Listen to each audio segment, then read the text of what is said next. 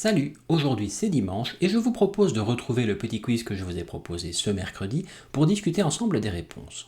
Bravo à ceux et celles qui ont donné la bonne chaîne de caractères en premier, vos pseudos sont affichés ici dans la description de la vidéo. Pour rappel, le quiz était basé sur les légendes en santé. Alors, est-ce que vous avez vu où étaient les pièges?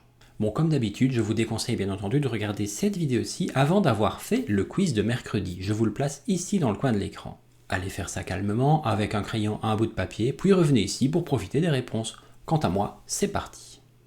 Première question. Que se passe-t-il si vous avalez un chewing-gum? Réponse A. Il reste dans l'estomac jusqu'à 7 ans.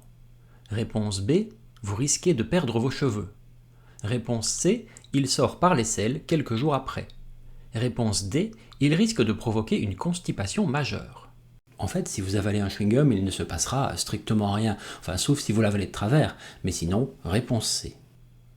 Deuxième question. Si vous restiez dans un environnement froid, vous risquez de... Réponse A. D'attraper un rhume. Réponse B. D'avoir froid. Réponse C. D'attraper une infection virale. Et réponse D. Toutes les réponses. Le froid ne provoque pas les infections. Ce qui provoque les infections, c'est la présence de virus ou de bactéries. Donc ici, réponse B. Troisième question. Manger trop épicé peut provoquer... Réponse A. Des ulcères à l'estomac. Réponse B. Des hémorroïdes. Réponse C. Une hypersudation. Réponse D. Toutes les réponses.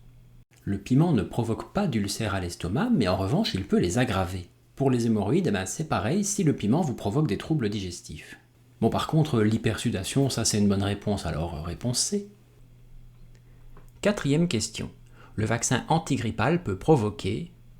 Réponse A. Un hématome. Réponse B. Une vraie grippe. Réponse C. Le développement d'un trouble du spectre autistique. Réponse D. Toutes les réponses. Un hématome, de la fatigue, voire une légère température pendant quelques heures. Ah, et vous serez aussi probablement immunisé contre la grippe. Donc, réponse A. Cinquième question. Les antibiotiques sont efficaces pour lutter contre... Réponse A. Le rhume. Réponse B. La grippe. Réponse C. La varicelle.